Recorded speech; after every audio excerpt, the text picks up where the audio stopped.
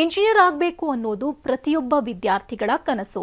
MBBS ವೈದ್ಯ ಆಗದಿದ್ರೂ Ayurveda veterinary doctor ಆದ್ರೂ ಆಗಬೇಕು ಅನ್ನೋದು ಹಲವರ ಕನಸು. ಹೀಗೆ ಕನಸು ಕಂಡು ಸಿಇಟಿ ಪಡೆದಿದ್ದ ವಿದ್ಯಾರ್ಥಿಗಳು ಇಂದು ರಿಸಲ್ಟ್ ನೋಡಿ ಖುಷಿಯಾಗಿದ್ದಾರೆ. ಅಷ್ಟಕ್ಕೂ ಯಾವ ಕೋರ್ಸ್ನಲ್ಲಿ ಯಾರು ಟಾಪರ್ ಅನ್ನೋದನ್ನೇ ತೋರಿಸ್ತೀವಿ ನೋಡಿ.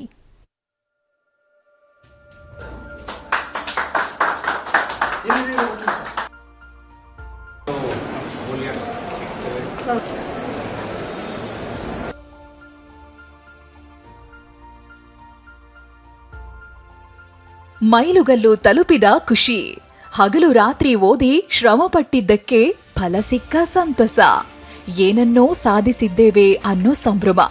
ವಿದ್ಯಾರ್ಥಿಗಳ ಈ ಖುಷಿಗೆ ಕಾರಣವೇ ಸಿಇಟಿ ರಿಸಲ್ಟ್. ಹೊರಬಿತ್ತು ಯುಜಿ ಸಿಇಟಿ ರಿಸಲ್ಟ್. ಫಲಿತಾಂಶದಲ್ಲಿ ಬೆಂಗಳೂರಿಗರೇ ಟಾಪರ್ಸ್.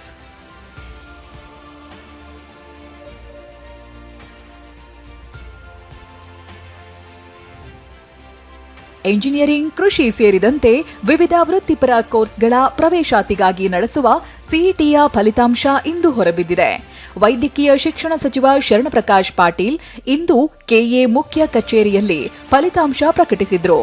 ಈ ಬಾರಿ ಒಟ್ಟು 3,09,014 ವಿದ್ಯಾರ್ಥಿಗಳು ಪರೀಕ್ಷೆಗೆ ಹಾಜರಾಗಿದ್ರು. ಈ ಪೈಕಿ 2,92,782 ವಿದ್ಯಾರ್ಥಿಗಳು ವೃತ್ತಿಪರ ಕೋರ್ಸ್ಗೆ ಅರ್ಹತೆಯನ್ನ ಪಡೆದಿದ್ದಾರೆ.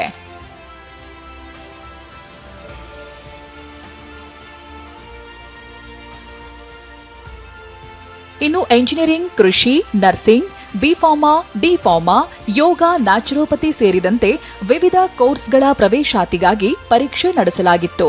ಇದರಲ್ಲಿ ರಾಸಾಯನಶಾಸ್ತ್ರ ಮತ್ತು ಭೌತಶಾಸ್ತ್ರಕ್ಕೆ 1 ಕೃಪಾಂಕ ಹಾಗೂ ಜೀವಶಾಸ್ತ್ರಕ್ಕೆ 2 ಕೃಪಾಂಕಗಳನ್ನು ನೀಡಲಾಗಿದೆ. ಏನಂದ್ರೆ ಭೌತಶಾಸ್ತ್ರಕ್ಕೆ 1 ಪ್ರಶ್ನೆಗೆ ಕೃಪಾಂಕವನ್ನು ಕೊಡಲಾಗಿದೆ ಮತ್ತು ರಾಸಾಯನಿಕ ಶಾಸ್ತ್ರದಲ್ಲೂ ಕೂಡ 1 ಪ್ರಶ್ನೆಗೆ ಕೃಪಾಂಕವನ್ನು ಕೊಡಲಾಗಿದೆ. ಜೀವಶಾಸ್ತ್ರದಲ್ಲಿ 1 ಪ್ರಶ್ನೆಗೆ 2 ಎಲಿಜಿಬಲ್ ಆನ್ಸರ್ ಇರೋದ್ರಿಂದ ಅದಕ್ಕೆ 2 ಕನ್ಸಿಡರ್ ಮಾಡಲಾಗಿದೆ. ಅಷ್ಟಕ್ಕೂ ಯಾವ ವಿಷಯದಲ್ಲಿ ಯಾರು ರ್ಯಾಂಕ್ ಪಡೆದಿದ್ದಾರೆ ಅನ್ನೋದನ್ನ ನೋಡೋದಾದ್ರೆ, ಎಂಜಿನಿಯರಿಂಗ್ ವಿಭಾಗದಲ್ಲಿ ಜಯನಗರದ ಆರ್ವಿ ಪಿಯು ಕಾಲೇಜ್ನ ತನಿಷಾ ಕಾರ್ತಿಕ್ ಮೊದಲ ರ್ಯಾಂಕ್ ಪಡೆದಿದ್ದಾರೆ. ಇನ್ನು ಮಹಾಲಕ್ಷ್ಮಿ ಲೇಔಟ್ನ ಕೆಡಬ್ಲ್ಯೂಎಂಎ ಕಾಲೇಜ್ ಸೃಜನ್ ದ್ವಿತೀಯ ರ್ಯಾಂಕ್ ಪಡೆದಿದ್ದಾರೆ.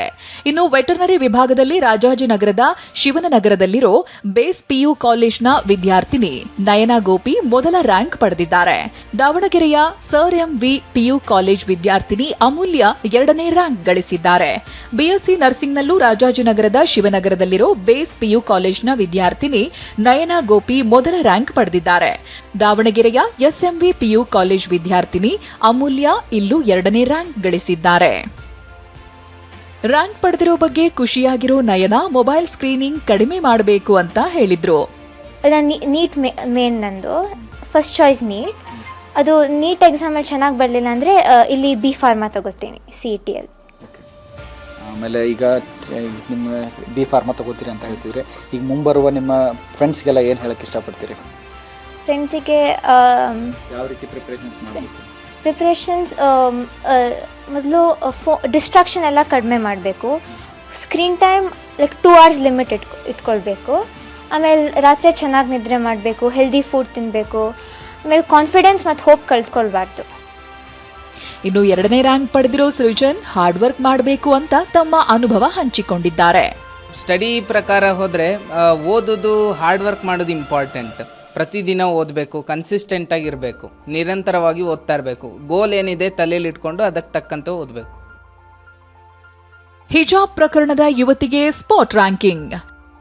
ಈ ಬಾರಿಯೂ ಸಿಇಟಿ ಪರೀಕ್ಷೆಯಲ್ಲಿ ಹಿಜಾಬ್ ಹಾಗೂ ಜನಿವಾರದ ಪ್ರಕರಣ ಸಾಕಷ್ಟು ಚರ್ಚೆಗೆ ಕಾರಣವಾಗಿತ್ತು. ಜನಿವಾರ ತೆಗೆದ ಪ್ರಕರಣಕ್ಕೆ ಸಂಬಂಧಿಸಿದಂತೆ 4 ವಿದ್ಯಾರ್ಥಿಗಳು ಪರೀಕ್ಷೆ ಬರೆದಿದ್ದು ಪಡೆದ ಅಂಕಗಳ ಪೈಕಿ ಬೆಸ್ಟ್ ಆಫ್ 2 ಎಂದು ತೆಗೆದುಕೊಳ್ಳುವಂತೆ ಡಿಮ್ಯಾಂಡ್ ಮಾಡಿದ್ರು. ಆದರೆ ಇದಕ್ಕೆ ಅವಕಾಶ ಸಿಕ್ಕಿಲ್ಲ. ವಿಷಯ ಅಂದ್ರೆ ಹಿಜಾಬ್ ತೆಗೆದ ಪ್ರಕರಣಕ್ಕೆ ಸಂಬಂಧಿಸಿದಂತೆ ಒಬ್ಬ ವಿದ್ಯಾರ್ಥಿ ಮೊದಲ ದಿನದ ಪರೀಕ್ಷೆ ಬರೆದಿಲ್ಲ. ಅದೇ ವಿದ್ಯಾರ್ಥಿನಿಗೆ ಉಳಿದ ವಿಷಯಗಳ ಒಟ್ಟಾರೆ ಅಂಕದ ಆಧಾರದ ಮೇಲೆ ಸರಾಸರಿ ಅಂಕ ನೀಡಿ ಸ್ಪಾಟ್ ರ್ಯಾಂಕ್ ನೀಡಲಾಗಿದೆ. ಜನಿವಾರದ್ದು ವಿದ್ಯಾರ್ಥಿಗಳು ಪರೀಕ್ಷೆಯನ್ನ ಬರೆದಿದ್ರು, ಆದ್ರೂ ಸಹ ನಮ್ಮ ಇಂದಿನ ಸಚಿವರು ಅವರಿಗೂ ಒಂದು ಅವಕಾಶ ಕೊಡಿ ಅಂತ ಹೇಳಿದ್ರು. ಅವರು ಒಂದಲ್ಲ ಕೊಟ್ರೆ ನೀವು 4 ಪರೀಕ್ಷೆಯನ್ನ ನಮಗೆ ಕೊಡಬೇಕು, ಮತ್ತು ಬೆಸ್ಟ್ ಆಫ್ 2 ಮೇಲೆ ನಮ್ಮದು ರಿಸಲ್ಟ್ ಕೊಡಬೇಕು ಅಂತ ಕಂಡೀಷನ್ಸ್ ಹಾಕಿದ್ರು. ನಾವು ಆ ಥರದ್ದು ಕೇಳಿರಲಿಲ್ಲ. ಹಂಗಾಗಿ ನಮ್ಮ ಮನವಿನ ಅವ್ರು ತಿರಸ್ಕರಿಸಿದ್ದಾರೆ ಅಂತೇಳಿ ಅವರು ಏನು ಪರೀಕ್ಷೆಯನ್ನು ಬರೆದಿದ್ರು ಅದರ ಆಧಾರದ ಮೇಲೆ ರ್ಯಾಂಕ್ ಕೊಟ್ಟಿದ್ದೀವಿ. ಹಿಜಾಬ್ ವಿದ್ಯಾರ್ಥಿನಿಗೆ ನಾವು ಉಳಿದಿದ್ದು ಅವರೇಜ್ ಹಾಕಿ ಸ್ಪಾಟ್ ರ್ಯಾಂಕನ್ನು ಕೊಡ್ತೀವಿ. ಸಿಇಟಿಯಲ್ಲಿ ರ್ಯಾಂಕ್ ಪಡೆದಿರೋ ವಿದ್ಯಾರ್ಥಿಗಳು ಈಗ ನೀಟ್ ಮರುಪರೀಕ್ಷೆ ಎದುರು ನೋಡುತ್ತಿದ್ದಾರೆ. ವಿನಯ್ ಕುಮಾರ್ ಕಾಶಪ್ಪನವರ್, TV9 ಬೆಂಗಳೂರು.